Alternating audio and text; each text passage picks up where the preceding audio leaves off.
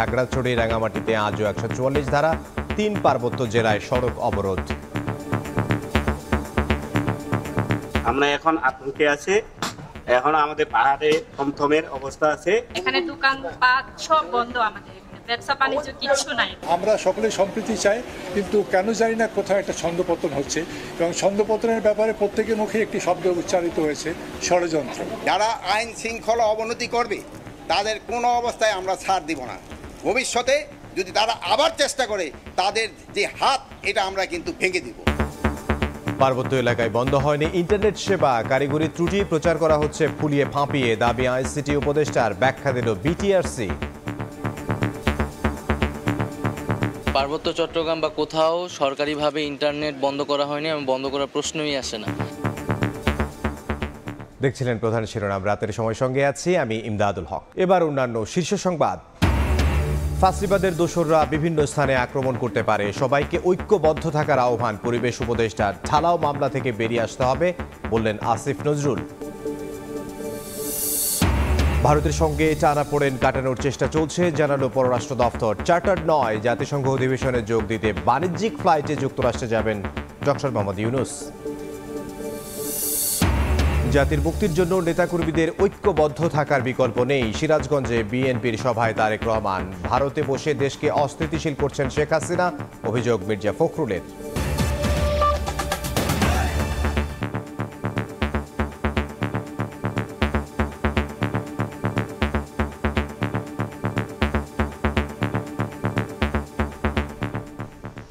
পাহাড়ে সম্প্রীতি নষ্টে বাইরে থেকে ষড়যন্ত্র হচ্ছে বলে দাবি করেছেন স্থানীয় সরকার উপদেষ্টা হাসান আরিফ। ঘটনার কারণ অনুসন্ধানে উচ্চ ক্ষমতা সম্পন্ন তদন্ত কমিটি গঠন করা হবে। সেই সঙ্গে আইন শৃঙ্খলা পরিস্থিতি যারা অবনতি করবে তাদের কাউকে ছাড় দেয়া হবে না বলে কঠোর হুঁশিয়ারি দেন স্বরাষ্ট্র উপদেষ্টা। রাঙামাটি পরিদর্শনে গিয়ে স্থানীয় প্রশাসন ও রাজনৈতিক সংগঠনের নেতাদের সঙ্গে বৈঠক শেষে একথা বলেন তারা। বিস্তারিত জানাচ্ছেন পার্থপ্রতিম বিশ্বাস। সহিংসতায় উত্তপ্ত পার্বত্য চট্টগ্রামের রাঙামাটি ও খাগড়াছড়ি। পরিস্থিতি নিয়ন্ত্রণে আনতে দুই জেলায় 144 ধারা জারি করেছে প্রশাসন, আর বিভিন্ন সংগঠনের অবরোধের ডাকে বন্ধ রয়েছে যান চলাচল। খাগড়াছড়ি ও রাঙামাটিতে উদ্ভূত পরিস্থিতি নিয়ন্ত্রণে রাঙামাটি পার্বত্য জেলার বিভিন্ন রাজনৈতিক দলের প্রতিনিধি ও গুরুত্বপূর্ণ ব্যক্তিবর্গের সঙ্গে মতবিনিময় সভার আয়োজন করা হয়। এতে অংশ নিতে শনিবার ঢাকা থেকে হেলিকপ্টার করে এসে রাঙামাটি বিজিবি সদর দপ্তরে নামেন অন্তর্বর্তী সরকারের 3 জন উপদেষ্টা। এরপর স্বরাষ্ট্র উপদেষ্টা লেফটেন্যান্ট জেনারেল অবসরপ্রাপ্ত মোহাম্মদ জাহাঙ্গীর আলম চৌধুরীর নেতৃত্বে সরকারের উচ্চ পর্যায়ের প্রতিনিধি দল রাঙামাটি সেনা সদরের প্রান্তিক হলে উপস্থিত হন। এ সময় প্রতিনিধি দলে ছিলেন পার্বত্য চট্টগ্রাম বিষয়ক উপদেষ্টা সুপ্রদীপ চাকমা, স্থানীয় সরকার উপদেষ্টা হাসান আরিফ। এর আগে সভাস্থলে এসে উপস্থিত হন বিভিন্ন রাজনৈতিক দল, জাতিগোষ্ঠী ও সংগঠনের নেতারা। 2 ঘন্টার বেশি সময় রুদ্ধদ্বার বৈঠক শেষে বের হন উপদেষ্টারা। স্থানীয় সরকার উপদেষ্টা হাসান আরিফ জানান, পাহাড়ের সম্প্রীতি নষ্টে বাইরে থেকে ষড়যন্ত্র করা হচ্ছে। আমরা সকলে সম্প্রীতি চাই, কিন্তু কেন জানি না কোথাও একটা ছন্দপতন হচ্ছে, এবং ছন্দপতনের ব্যাপারে প্রত্যেকের মুখে একটি শব্দ উচ্চারিত হয়েছে, ষড়যন্ত্র। যে বাইরের থেকে একটা যেন ষড়যন্ত্র করা হচ্ছে যে আমাদের এই সম্প্রীতিকে নষ্ট করার জন্য। কমিশন বা একটা কমিটির মাধ্যমে তদন্ত কমিটি করে সেখানে সুষ্ঠু ব্যবস্থা করা, যারা প্রকৃত দোষী তাদের যেন আইনের আওতায় তাদেরকে নিয়ে আসা হয়। ঘটনার তদন্তে উচ্চ ক্ষমতা সম্পন্ন তদন্ত কমিটি গঠন করা হবে উল্লেখ করে স্বরাষ্ট্র উপদেষ্টা বলেন, আইন শৃঙ্খলা পরিস্থিতি যারা অবনতি করার চেষ্টা করবে তাদের ছাড় দেওয়া হবে না। এই যে ঘটনা ঘটছে, এই জন্য আমরা একটা উচ্চ ক্ষমতা সম্পন্ন একটা তদন্ত কমিটি গঠন করব, এবং এটা আমাদের সহকর্মীদের সাথে আলাপ করার পর যারা আইন শৃঙ্খলা অবনতি করবে তাদের কোনো অবস্থায় আমরা ছাড় দিব না। ভবিষ্যতে যদি তারা আবার চেষ্টা করে তাদের যে হাত, এটা আমরা কিন্তু ভেঙে দিব। পাহাড়ের সম্প্রীতি বজায় রাখতে সবাই ঐক্যবদ্ধ আছে বলে জানান স্থানীয় রাজনৈতিক ও বিভিন্ন সংগঠনের নেতারা। সরকার, প্রশাসন এবং জনগণ এবং সকল যার যার স্টেক হোল্ডার সকলে মিলে ঐক্যবদ্ধ হবে রাঙামাটি শহরের বিশেষ করে পার্বত্য চট্টগ্রামের শান্তি ফিরিয়ে আনবে এবং সৌহার্দ্য সম্প্রীতি পরিবেশ বজায় রাখবে। এদিকে খাগড়াছড়ি ও রাঙামাটিতে সংঘাতে হতাহতদের প্রতিবাদে 3 পার্বত্য জেলায় চলছে 72 ঘন্টার অবরোধ। অব্যাহত আছে প্রশাসনের জারি করা 144 ধারাও। জনপদ জুড়ে বিরাজ করছে থমথমে পরিস্থিতি, আতঙ্কিত হয়ে অনেকেই ছেড়েছেন ঘরবাড়ি। চারপাশে থমথমে পরিবেশ, সড়কে নেই গণপরিবহন, বন্ধ রয়েছে সব ব্যবসা প্রতিষ্ঠানও। এ যেন ভুতুরে নগরী। বুধবারের সহিংসতার পর পুরো খাগড়াছড়ি জুড়ে ছড়িয়েছে আতঙ্ক। খুব একটা প্রয়োজন না হলে রাস্তায় বের হচ্ছেন না কেউই। অনেকে আবার নিজ ঘরবাড়ি ছেড়ে দলবদ্ধভাবে নিরাপদ দূরত্বে পাহাড় ও জঙ্গলে আশ্রয় নিয়েছেন। যদিও প্রশাসন বলছে বর্তমানে পরিস্থিতি অনেকটাই শান্ত রয়েছে। আমরা এখন আতঙ্কে আছি, এখন আমাদের পাহাড়ে থমথমের অবস্থা আছে। সবাই যার যার মতো বাইরে আর কি ভাঙচুর করতেছে, মন্দির ভাঙতেছে, সবকিছু করতেছে। আমরা এটা বিচার চাই। খাগড়াছড়ি আধুনিক সদর হাসপাতালের বেডে শুয়ে যন্ত্রণায় কাতরাচ্ছেন আহত 5 জন। রাঙ্গামাটিতেও একই অবস্থা, এখনো কাটেনি জনমনে আতঙ্ক। যে কোনো অপ্রীতিকর পরিস্থিতি এড়াতে সড়কে টহল দিচ্ছে পুলিশ, সেনাবাহিনী এবং র্যাব। গাড়ি নাই তাই হাইটে যেতেছি, যাইতে চিটাং যাব।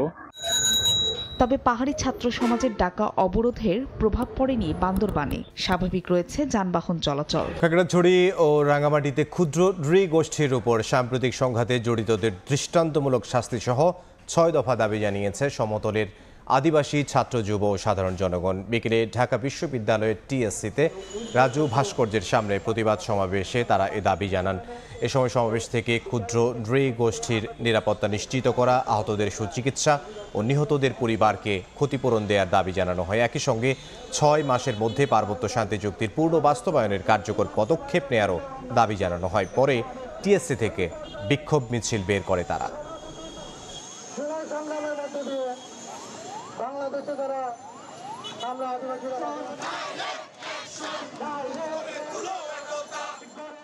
এই ঘটনার সাথে যারা জড়িত তাদেরকে তদন্ত করে বিচারের আওতায় নিয়ে আসতে হবে এবং দৃষ্টান্তমূলক শাস্তি প্রদান করতে হবে। পাহাড় থেকে স্থায়ীভাবে সেনা শাসন প্রত্যাহার করতে হবে। আমরা শান্তিভাবে বসবাস করতে চাই, আমরা নিজের বাড়িতে আমরা নিরাপদে থাকতে চাই। চুক্তি বাস্তবায়ন না হওয়ার ফলেই আজকে পাহাড়ের এই উত্তেজনা। পার্বত্য চট্টগ্রামে সরকারিভাবে ইন্টারনেট বন্ধ করা হয়নি জানিয়ে আইসিটি উপদেষ্টা নাহিদ ইসলাম বলেছেন, অল্প সমস্যাকে অতিরঞ্জন করে প্রচার করা হচ্ছে। ফেনীর দক্ষিণ আন্ধার মানিক এলাকায় বন্যা দুর্গত এলাকা পরিদর্শনে গিয়ে উপদেষ্টা কথা বলেন। এদিকে খাগড়াছড়ি ও রাঙ্গামাটির কিছু জায়গায় ইন্টারনেট পরিষেবা বন্ধের বিষয়ে ব্যাখ্যা দিয়েছে বাংলাদেশ টেলিযোগাযোগ নিয়ন্ত্রণ কমিশন বিটিআরসি। শনিবার সকালে ফেনীর ছাগলনাইয়ার রাধানগরের দক্ষিণ আন্দারমানিক এলাকায় বন্যা দুর্গত এলাকা পরিদর্শনে যান অন্তর্বর্তী সরকারের উপদেষ্টা নাহিদ ইসলাম। স্থানীয় প্রশাসনকে সঙ্গে নিয়ে তিনি বন্যা উপদ্রুত এলাকাগুলো ঘুরে দেখেন, খোঁজ নেন ভুক্তভোগীদের। এ সময় সহিংসতা চলায় পার্বত্য অঞ্চলে ইন্টারনেট বন্ধের বিষয়ে স্থানীয় সাংবাদিকরা জানতে চান উপদেষ্টার কাছে। তার সাফ জবাব, সরকার কোথাও ইন্টারনেট বন্ধ করেননি। পার্বত্য চট্টগ্রাম বা কোথাও সরকারিভাবে ইন্টারনেট বন্ধ করা হয়নি এবং বন্ধ করার প্রশ্নই আসে না। সেখানে বিচ্ছিন্নভাবে কয়েকটা জায়গায় কিছু সমস্যা হয়েছিল, সাময়িকভাবে কিছু জায়গায় কিছু বন্ধ ছিল এবং সেটাকে খুবই ফুলিয়ে ফেপে বলা হচ্ছে যে ইন্টারনেট বন্ধ হয়েছিল। পাহাড়ে চলমান সংকটকে সর্বোচ্চ গুরুত্ব দিয়ে দেখছে সরকার, বলেন দেশ অশান্ত করার ষড়যন্ত্র চলছে। পার্বত্য চট্টগ্রামের যেই সমস্যাটি নিয়ে কিন্তু আমাদের আজকে কয়েকজন উপদেষ্টা সেখানে যাবেন এবং আমরা অভ্যন্তরীণভাবে সেটি সমাধানের চেষ্টা করছি। দেশ একটা সংকটকালের মধ্যে দিয়ে যাচ্ছে, সেই জায়গায় আমাদের কিন্তু সবাইকে সতর্ক থাকতে হবে এবং বাংলাদেশকে অশান্ত করার পরিকল্পনা কিন্তু অনেকেরই রয়েছে। এদিকে পাহাড়ি এলাকায় ইন্টারনেট বন্ধের বিষয়ে ব্যাখ্যা দিয়েছে টেলিযোগাযোগ নিয়ন্ত্রণ কমিশন। বিটিআরসি তাদের বিজ্ঞপ্তিতে জানিয়েছে, সংঘর্ষে অগ্নিসংযোগের ঘটনায় বিটিসিএল এর অপটিক্যাল ফাইবার কাটা পড়ে। এতে মোবাইল অপারেটর রবির 6টি টাওয়ার বিচ্ছিন্ন হয়ে পড়ে, পরে 14টি টাওয়ার সচল করা হয়। এছাড়া সহিংসতায় উদ্ভূত পরিস্থিতিতে ইন্টারনেট সংযোগ কেবল ক্ষতিগ্রস্ত এবং বিদ্যুৎ সংযোগ বিচ্ছিন্ন থাকায় স্বল্প সংখ্যক গ্রাহক ইন্টারনেট সংযোগ থেকে বিচ্ছিন্ন হয়েছে বলে জানানো হয়েছে। চন্দ্রিমা চৌধুরী, সময় সংবাদ। পাল্টা আক্রমণ করতে পারে ফ্যাসিবাদের দোসররা, তাই ঐক্যবদ্ধ থাকার আহ্বান জানালেন অন্তর্বর্তী সরকারের উপদেষ্টা সৈয়দা রিজওয়ানা হাসান। সকালে ডিজিএস আয়োজিত সংলাপে অংশ নিয়ে তিনি বলেন, সংস্কারের প্রস্তাবনা আসা মাত্রই সংস্কার হয়ে যাবে এমন মনে করার কারণ নেই। যদিও বিভিন্ন দলের প্রতিনিধিরা বলেন, রাজনৈতিক দলগুলোকে আস্থায় নিয়েই প্রয়োজনীয় সংস্কার করতে হবে। এক্ষেত্রে অন্তর্বর্তী সরকারের সময় কেমন হবে তা নিয়েও ভিন্ন ভিন্ন মত দেন রাজনৈতিক দলের নেতারা। এবং এই সময়টাতে গণ অভ্যুত্থান পরবর্তী সময়ে অন্তর্বর্তী সরকারের করণীয় আর আগামীর বাংলাদেশের রূপ কেমন হবে সে বিষয়ে দুঃসময়ের কণ্ঠস্বর তাদের স্বপ্ন ও বাস্তবতা শিরোনামে সংলাপের আয়োজন করে centre for governance studies CGS. আলোচনায় নিজেদের মতামত তুলে ধরেন সরকারের উপদেষ্টা, রাজনৈতিক দল, নাগরিক সমাজ ও বৈষম্য বিরোধী ছাত্র আন্দোলনের প্রতিনিধি সহ বিভিন্ন অংশীজনরা। গত সরকারের আমলে নিপীড়নের কথা তুলে ধরার পাশাপাশি আলোচকদের কথাই উঠে আসে অন্তর্বর্তী সরকারের চুলচেরা বিশ্লেষণ। এখনো পর্যন্ত দেশের মধ্যে যে ল অ্যান্ড অর্ডার রিস্টোর করা যাচ্ছে না, এবং আমাদের যে উপদেষ্টারা তারা এরকম ওপেনলি আমার পক্ষে কিছু করার নেই, আপনার পক্ষে কিছু করার না থাকলে উপদেষ্টা হয়েছেন কেন? সংলাপে রাজনৈতিক দলগুলোর সঙ্গে অন্তর্বর্তী সরকারের দূরত্ব থাকার বিষয়টি তুলে ধরেন বিভিন্ন দলের নেতারা। আর সংস্কারের পরিধি কিংবা সরকারের সময়সীমা কেমন হবে তা নিয়ে উঠে আসে ভিন্ন ভিন্ন মত। এখন পর্যন্ত গভর্নমেন্টের ফাংশনিং এত দুর্বল, ওইদিকে পাহাড় অশান্ত হচ্ছে, এইদিকে আবার মাইনরিটি, এইদিকে আপনার রাস্তায় নামছে, আবার গার্মেন্টস সেক্টর অস্থিরতা হচ্ছে। এই সরকারের ব্যাকআপের জন্য, স্থিতিশীলতার জন্য রাজনৈতিক দলগুলো হবে তার অন্যতম সহযোগী। রাজনৈতিক দলগুলোর সাথে কোনো ওপেন আলোচনা নাই। আমি ওরকম বলবো না যে এই সরকার যত সময় লাগে তত সময় থাকুক না, সেটা কোনো কথা হতে পারে না। এবং সরকারের আমাদেরকে বিশ্বাস করতে হবে, কারণ আপনি এমন কোন আইন বানাতে পারবেন না যে আইন আমরা পরিবর্তন করতে পারবো না। পুরো প্রসেসটাতে কতটা গণতান্ত্রিক প্রক্রিয়ার মধ্যে দিয়ে লক্ষ্যটা হচ্ছে আমাদের রাজনৈতিক ঐক্যমত্য রাখতে হবে, একটা জাতীয় ঐক্যমত্য তৈরি করতে হবে এই উত্তরণকালের জন্য। সবচেয়ে বড় দরকার যত তাড়াতাড়ি পারে একটা নির্বাচন, সেই নির্বাচনের তো আবার জন্য সংস্কার করতে হবে। তবে অন্তর্বর্তী সরকারের উপদেষ্টা সৈয়দা রিজওয়ানা হাসান মনে করেন সংস্কারের প্রস্তাবনা আসলেও রাতারাতি সব পরিবর্তন সম্ভব নয়।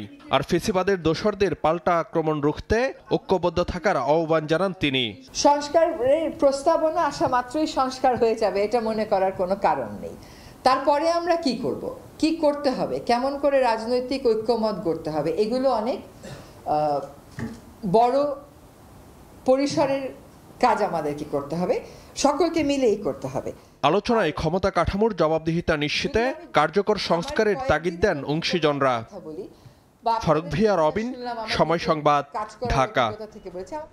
দেশে গায়েবী ও ঢালাও মামলার সংস্কৃতি থেকে বেরিয়ে আসতে চায় অন্তর্বর্তী সরকার। এ বিষয়ে নিম্ন আদালতের বিচারকদের ভূমিকা রাখার আহ্বান জানিয়েছেন আইন উপদেষ্টা আসিফ নজরুল।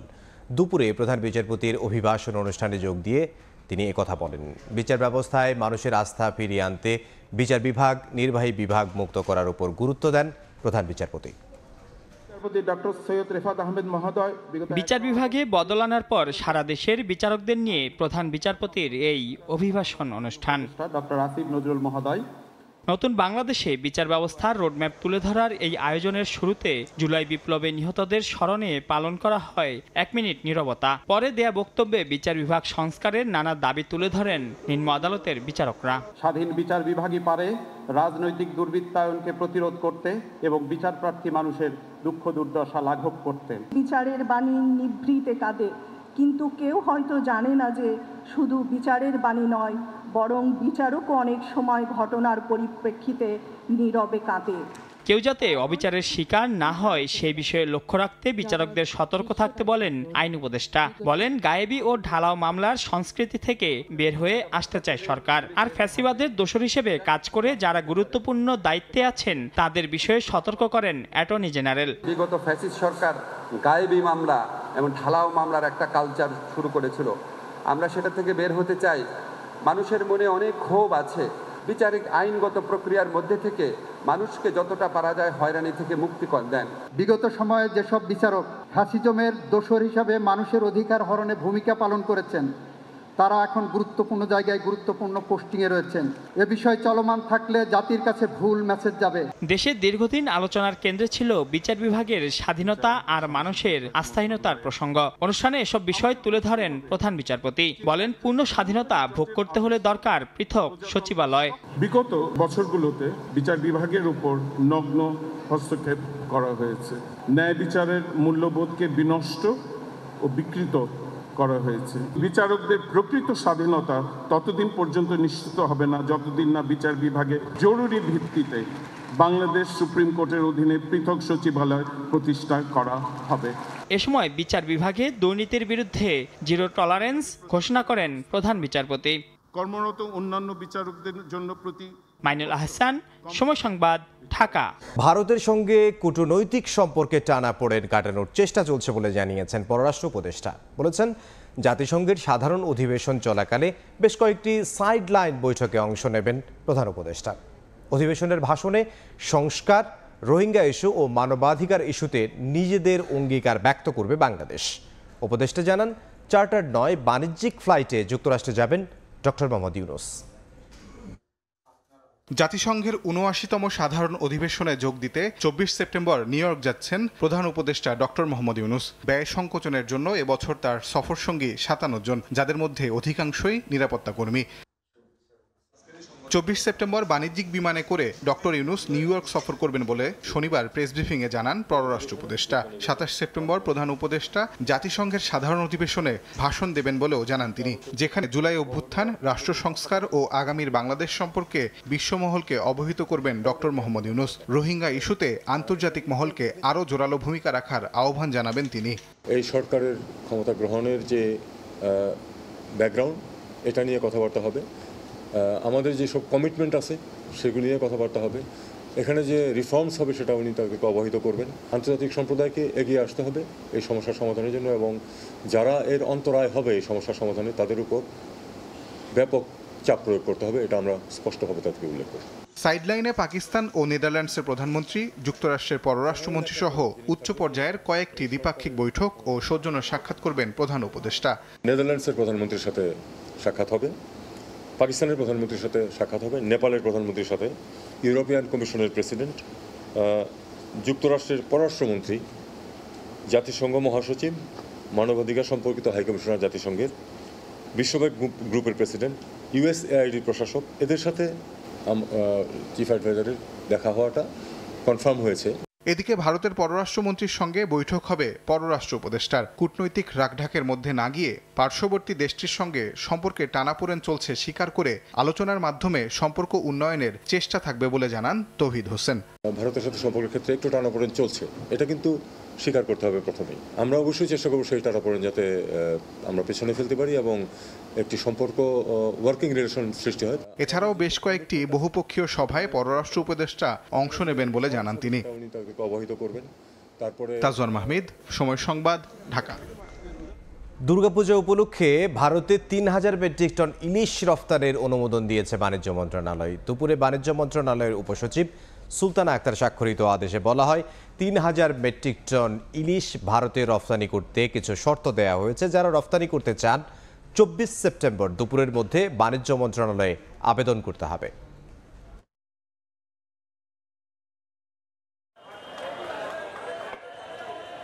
দেশকে এগিয়ে নিতে ও জনগণের ভাগ্য পরিবর্তনে শুধু সংস্কার প্রস্তাবে থাকলেই হবে না, রাজনৈতিক অধিকার আদায় ও অর্থনৈতিক মুক্তি লাগবে বলে জানিয়েছেন বিএনপির ভারপ্রাপ্ত চেয়ারম্যান তারেক রহমান।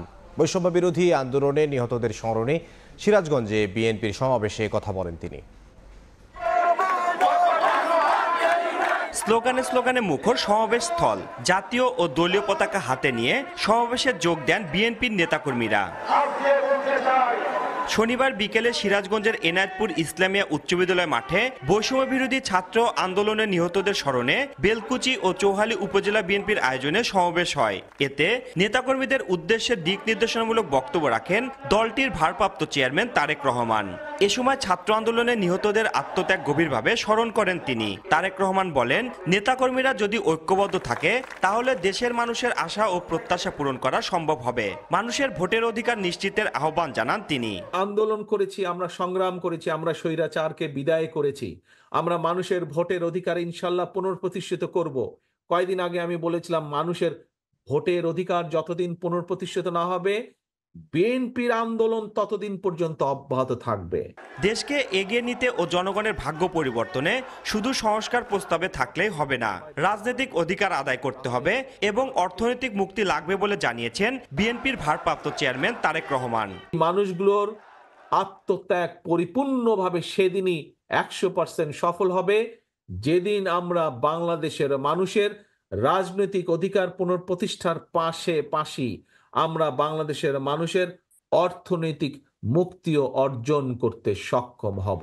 এর আগে সমাবেশে বক্তব্য রাখেন বিএনপি স্থায়ী কমিটির সদস্য ইকবাল হাসান মাহমুদ টুকু ও বিএনপি সিনিয়র যুগ্ম মহাসচিব অ্যাডভোকেট রুহুল কবির রিজভী। বিএনপির কেন্দ্রীয় নির্বাহী কমিটির সহ সাংগঠনিক সম্পাদক আমিরুল ইসলাম খান আলিমের সভাপতিত্বে সিরাজগঞ্জ জেলা ও উপজেলা বিএনপির নেতারা বক্তব্য দেন। রিঙ্কু কুন্ডু, সময় সংবাদ, সিরাজগঞ্জ। ভারতে বসে দেশের ভেতরে অস্থিরতা তৈরি করছেন শেখ হাসিনা, ফিরিয়ে এনে গণহত্যার বিচার দাবি জানিয়েছেন বিএনপি মহাসচিব মির্জা ফখরুল ইসলাম আলমগীর। দুপুরে সাংবাদিকদের সঙ্গে মতবিনিময়ে এ মন্তব্য করেন তিনি। এছাড়াও ঢাকা বিশ্ববিদ্যালয়ের ছাত্র রাজনীতি বন্ধের সমালোচনাও করেন বিএনপি মহাসচিব। দেশের সমসাময়িক ইস্যু নিয়ে সাংবাদিকদের সঙ্গে মতবিনিময়ে মুখোমুখি বিএনপি মহাসচিব।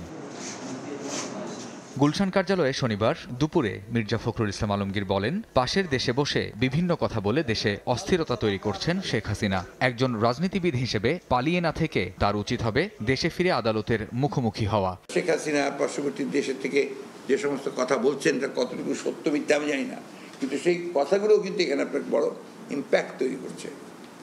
তো সব মিলিয়ে বিষয়গুলো খুব কমফোর্টেবল না, বলা যায় যে উদ্বিগ্ন হওয়ার যথেষ্ট কারণ আছে। ঢাকা বিশ্ববিদ্যালয়ে ছাত্র রাজনীতি বন্ধের সমালোচনা করে ফখরুল বলেন, ছাত্র রাজনীতি সুস্থ না হলে জাতীয় রাজনীতিও সুস্থ হবে না। রাজনীতিকে রাজনীতি দিয়েই মোকাবিলার আহ্বান জানান তিনি। এটাকে আমি পুরোপুরি মনে করি এটা একটা খারাপ পদক্ষেপ, কারণ মাথা ব্যথার জন্য মাথা কেটে ফেলে দিতে হবে, এটা কোনো অ্যান্সার নয়। আমি তো মনে করি ছাত্র রাজনীতি যদি সুস্থ না হয় দেশের রাজনীতি সুস্থ হবে না। এদিকে জাতীয় প্রেস ক্লাবের সামনে এক বিক্ষোভ সমাবেশে অংশ নিয়ে বিএনপি চেয়ারপারসনের উপদেষ্টা জয়নুল আবেদিন ফারুক বলেন, যেসব বিষয়ের সমাধান সংসদ সংশ্লিষ্ট সেগুলো জনভোটে সরকার নির্বাচিত হওয়ার পর সংসদের হাতে ছেড়ে দিতে হবে।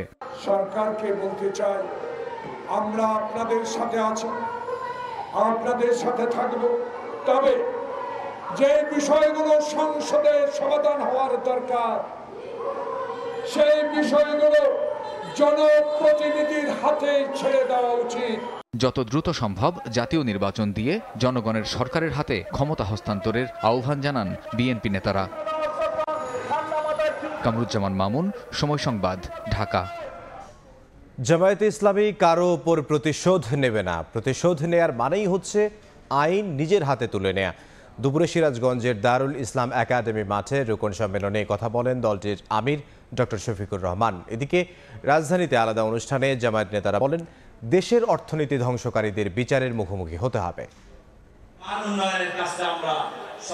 দীর্ঘদিন পর সিরাজগঞ্জে বাংলাদেশ জামায়াত ইসলামীর রোকন সম্মেলন। শনিবার দুপুর থেকেই দারুল ইসলাম একাডেমি কানায় কানায় ভরে যায় কর্মীদের পদচারণায়। রোকন সম্মেলনে প্রধান অতিথির বক্তব্য রাখেন আমিরে জামায়াত ডাক্তার শফিকুর রহমান। তিনি বলেন, জামায়াত কারো ওপর প্রতিশোধ নেবে না, সম্প্রীতির দেশ গড়তে কাজ করছে জামায়াত মন্তব্য করে তিনি বলেন, আইনের শাসন কায়েম হলে পথ হারাবে না ভবিষ্যৎ বাংলাদেশ। কেন ভাই এমন রাজনীতি আপনাকে করতে হবে যে রাজনীতি করার পরে আপনাকে পালানোর রাস্তা খুঁজতে হয়? আপনাকে যেতে কে বলেছিল? আমরা তো যেতে বলিনি, আমরা বলেছিলাম, আপনি সবসময় বলতেন আইন সবার জন্য সমান আর আদালত স্বাধীন। এবার আইন সবার জন্য সমান এবং আদালত স্বাধীন, সেটা একটু দেখার দরকার ছিল। আপনি গেলেন, আপনার কথাটাই আপনি একবার নিজের জন্য প্রমাণ করে দিতেন। একই দিন রাজধানীর পল্টনে জুলাই গণ অভ্যুত্থানে শহীদদের স্মৃতিচারণ অনুষ্ঠানের আয়োজন করে ঢাকা মহানগর দক্ষিণ জামায়াতে ইসলামী। সেখানে গণহত্যায় জড়িতদের বিচারের দাবি জানান নেতারা। এদিন বিকেলে রমনা ইঞ্জিনিয়ার্স ইনস্টিটিউশনে ব্যবসায়ী সম্মেলন করে মহানগর দক্ষিণ জামায়াতে ইসলামী। সেখানে যোগ দেন কয়েকজন কেন্দ্রীয় নেতা। বিশেষ অতিথির বক্তব্যে মহানগর দক্ষিণের secretary general doctor Shafiqul Islam Masud বলেন, জামায়াত দেশের অর্থনীতি মজবুত করতে বেশ কিছু প্রতিষ্ঠান গড়েছিল আর আওয়ামী লীগ তা ধ্বংস করেছে। বিগত 15 বছরে পাচার করে, লুট করে, শেয়ার বাজারকে ধ্বংস করে, স্বাস্থ্য খাতকে ধ্বংস করে বাংলাদেশকে অন্ধকারে নিয়েছেন। আমরা এটাকে আলোর দিকে ধাবিত করবই। নতুন করে আবার যদি কেউ সেই ব্যাংকের শহীদের রক্তের সাথে করা ব্যাংক নিয়ে আবার কেউ সিনেমিনি খেলতে চান, অর্থনীতির এই কারিগর ভেঙে দেওয়াকারীদের সাথে আর আপোষ করা হবে না।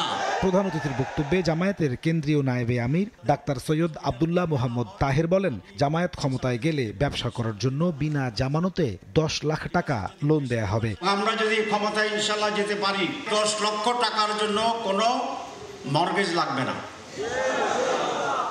এটা এসএমই যে সিস্টেম আছে আপনারা জানেন, সে অ্যাসিলি সিস্টেমে এখনও চালু আছে, কিন্তু মর্গেজটাকে অনেক জায়গায় শক্ত করে দিয়েছে, কারণ মানুষকে ব্যাংক বিশ্বাস করে না।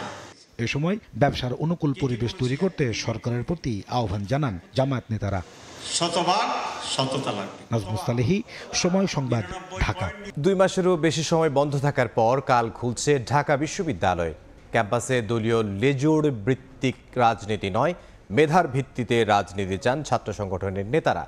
বিকেলে উপাচার্যের সঙ্গে বৈঠকে দাবি জানান তারা। তবে রাজনীতি নিষিদ্ধ প্রসঙ্গ এড়িয়ে গিয়ে উপাচার্য বলেন, এমন অবস্থায় ক্যাম্পাসের সুষ্ঠু পরিবেশ বজায় রাখাই চ্যালেঞ্জ। ছাত্র জনতার আন্দোলনের মুখে গত 5 আগস্ট আওয়ামী লীগ সরকারের পতনের পর ছাত্র রাজনীতির উন্মুক্ত দ্বার খোলে বিশ্ববিদ্যালয় ক্যাম্পাসে। তবে দলীয় লেজুরভিত্তিক রাজনীতি নিয়ে ঘোর আপত্তি অনেকের। এমন পরিস্থিতিতে শনিবার ছাত্র সংগঠনের প্রতিনিধিদের সঙ্গে 2 দফা বৈঠকে বসেন ঢাবি উপাচার্য সহ প্রক্টোরিয়াল টিম। বৈঠকে ছাত্র রাজনীতি নিষিদ্ধ নয়, বরং ক্যাম্পাসে যে দমন পীড়ন ও ভয়ের সংস্কৃতি চর্চা হয়েছে বিগত 15 বছর, তার অবসান চান ছাত্র সংগঠনগুলো। 15.5 বছরের যে রাজনীতি ছাত্রলীগের, সেটাকেই সাধারণ শিক্ষার্থীরা মনে করছে যে এটাই ছাত্র রাজনীতি। ছাত্র রাজনীতি বন্ধের সিদ্ধান্তকে পতিত স্বৈরাচারের দোসরদের সিদ্ধান্ত আখ্যা দিয়ে প্রশাসনের কাছে অবিলম্বে এই সিন্ডিকেট ভেঙে দেওয়ার দাবি জানিয়েছেন তারা। আপনারা যে নিউজটি ছাপিয়েছেন তা হলো নিজামুল হক ভূঁইয়ার বরাতে। সে চায় ঢাকা বিশ্ববিদ্যালয়ের ছাত্র রাজনীতি চালু না হয়। যারা ছাত্রদের উপর যৌথ বাহিনী লেলিয়ে দিয়েছিল, তারাই এই ধরনের ষড়যন্ত্রের মাধ্যমে এই ধরনের গুজব রটাচ্ছে। তবে ক্যাম্পাসে রাজনীতি নিষিদ্ধ করা না করা নিয়ে আপাতত মন্তব্য করতে রাজি নন উপাচার্য নিয়াজ আহমেদ খান। তোফাজ্জল হোসেনকে হত্যার ঘটনায় প্রশাসন থেকে যথাযথ পদক্ষেপ নেওয়া হয়েছে জানিয়ে তিনি বলেন, এই অবস্থায় ক্যাম্পাসের সুষ্ঠু পরিবেশ বজায় রাখাই বড় চ্যালেঞ্জ। একটা যাতনার মধ্যে দিয়ে ছাত্র এবং শিক্ষকরা অতিক্রম করে কালকে তারা শ্রেণীকক্ষে ফিরবেন। আমাদের সাধ্যমতো যদ্দূর সম্ভব এই ট্রমাকে কি করে একটু সহনীয় রাখা যায়। রাজনৈতিক সংগঠনগুলো আছে, তাদেরও কিছু গুরুত্বপূর্ণ পরামর্শ ছিল, যেমন কিছু সংস্কার প্রস্তাব তারা দিয়েছেন। এমন পরিস্থিতির মধ্যে 2 মাসেরও বেশি সময় পর রোববার থেকে খুলছে ঢাকা বিশ্ববিদ্যালয়। আলতাফ হোসাইন, সময় সংবাদ, ঢাকা। রাতের সময় আরও থাকছে। 43 দিন পর চিকিৎসা সেবায় ফিরলেন পশ্চিমবঙ্গের জুনিয়র চিকিৎসকরা। হাসপাতালে রোগীর চাপ কর্মবিরতি শেষ হলেও পিছু হটবেন না দাবি আদায়ে, জানালেন আন্দোলনকারীরা। সারা দেশে বজ্রপাতে 6 জনের মৃত্যু হয়েছে, তাদের মধ্যে 5 জন সিলেট ও সুনামগঞ্জের বাসিন্দা। তীব্র তাপদাহের মধ্যে দুপুর 1টার দিকে সিলেটে ঝোড়ো হাওয়া সহ বৃষ্টি শুরু হয়। এ সময় জৈন্তাপুর সদর ইউনিয়নের আকফৌদ ও ভিত্রিখেল এলাকায় বজ্রপাতে 2 জনের মৃত্যু হয়। একই সময় কানাইঘাট উপজেলায় বজ্রপাতে আরও 2 জনের মৃত্যু হয়। এছাড়াও একই দিন সুনামগঞ্জের বিশ্বম্ভরপুরে বজ্রপাতে দিন ইসলাম নামের আরও 1 জন মারা যান। এদিকে জামালপুরের ইসলামপুরেও মারা গেছে এক শিশু। রাজধানীতে দিনে দুপুরে হামলার শিকার পর্বতারোহী শায়লা বিথি। মারধরের পাশাপাশি শারীরিকভাবেও লাঞ্ছিত করা হয় বলে অভিযোগ ভুক্তভোগীর। সিসিটিভি ফুটেজ দেখে হামলাকারীকে শিগগিরই শনাক্ত করা হবে বলে জানিয়েছে পুলিশ।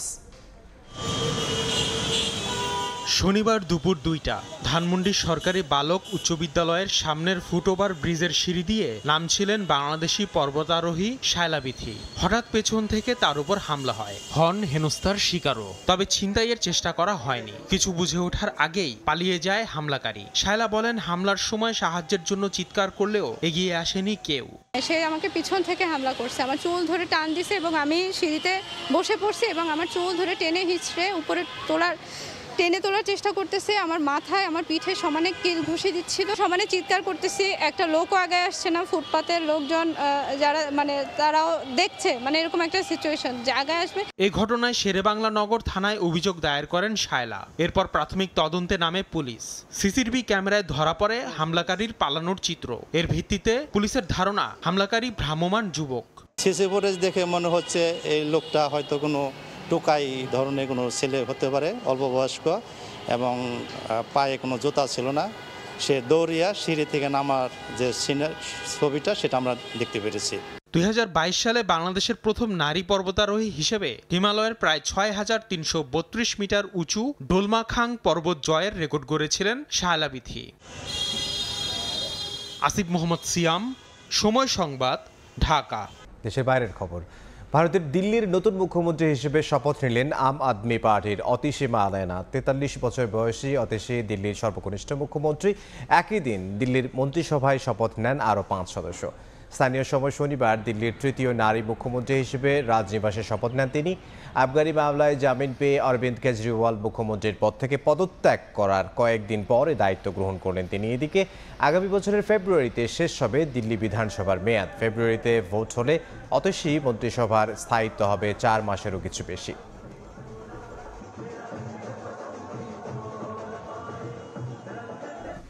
খণ্ডকালীন চিকিৎসা সেবায় ফিরেছেন পশ্চিমবঙ্গের জুনিয়র চিকিৎসকরা। রাজ্যের 19টি মেডিকেল কলেজ হাসপাতালের প্রায় 10,000 চিকিৎসক আন্দোলনে সামিল রয়েছেন। চিকিৎসকরা কাজে ফেরায় স্বস্তি ফিরেছে রোগীদের মাঝে। সুব্রত আচার্যের রিপোর্ট, ছবি তুলেছেন বিশ্বজিৎ দাস। টানা 43 দিনের আন্দোলন শেষে হাসপাতালে সেবা দিতে শুরু করেছেন ভারতের পশ্চিমবঙ্গ রাজ্যের জুনিয়র চিকিৎসকরা।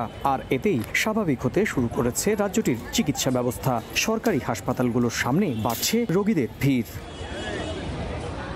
তবে জুনিয়র চিকিৎসকরা বলছেন ভিন্ন কথা। জানান, জরুরি চিকিৎসা সেবায় আগের মতো শতভাগ সক্রিয় থাকলেও আন্দোলন থেকে এখনই পিছু হটছেন না তারা। একই সঙ্গে মিশ্র প্রতিক্রিয়া মিলছে হাসপাতালে আসা রোগীদের থেকেও।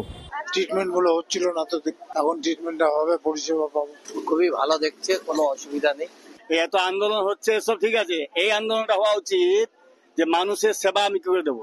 ইমার্জেন্সি পেশেন্ট তাকে বলছে অকা হবে না, এই তো সমস্যাগুলো হচ্ছে। 9 আগস্ট কলকাতার আরজিকর হাসপাতালের নারী চিকিৎসককে ধর্ষণ ও খুনের ঘটনার দৃষ্টান্তমূলক শাস্তির দাবি সহ প্রশ্ন ওঠে রাজ্যের হাসপাতালগুলোতে চিকিৎসকদের নিরাপত্তা নিয়ে। এমনকি প্রশ্ন ওঠে স্বাস্থ্য দপ্তরের দুর্নীতি ও পুলিশি নিষ্ক্রিয়তাও নিয়ে। এসবের সংস্কারের দাবিতে পথে নামেন চিকিৎসকরা। পশ্চিমবঙ্গ রাজ্যে 19টি সরকারি মেডিকেল কলেজ হাসপাতাল রয়েছে। এছাড়া গ্রামীণ হাসপাতাল, উপহাসপাতাল মিলিয়ে সরকারি চিকিৎসা কেন্দ্র রয়েছে 10,000-এরও বেশি। তবুও রাজ্যের সাধারণ মানুষের ভরসা কলকাতার বিশেষায়িত SSKM হাসপাতাল, Kolkata medical college, RG Kar, Nilratan medical college হাসপাতাল। আর এসব হাসপাতালে জুনিয়র চিকিৎসকরাই চিকিৎসা দিয়ে থাকেন। আন্দোলনে প্রায় 10,000 চিকিৎসক যুক্ত থাকায় রাজ্যটির সাধারণ চিকিৎসা পরিষেবা কার্যত ভেঙে পড়েছিল। সুব্রত আচার্য, সময় সংবাদ, ভারত। এ পর্যায়ে শীর্ষ সংবাদগুলো জানিয়ে দিচ্ছি আরও একবার। ফাঁসিবাদের দোসররা বিভিন্ন স্থানে আক্রমণ করতে পারে, সবাইকে ঐক্যবদ্ধ থাকার আহ্বান পরিবেশ উপদেষ্টার। ঢালাও মামলা থেকে বেরিয়ে আসতে হবে বললেন আসিফ নজরুল। এবং ভারতের সঙ্গে টানাপোড়েন কাটানোর চেষ্টা চলছে জানালো পররাষ্ট্র দপ্তর। চার্টার নয় জাতিসংঘ অধিবেশনে যোগ দিতে বাণিজ্যিক ফ্লাইটে যুক্তরাষ্ট্রে যাবেন ডক্টর মোহাম্মদ ইউনূস।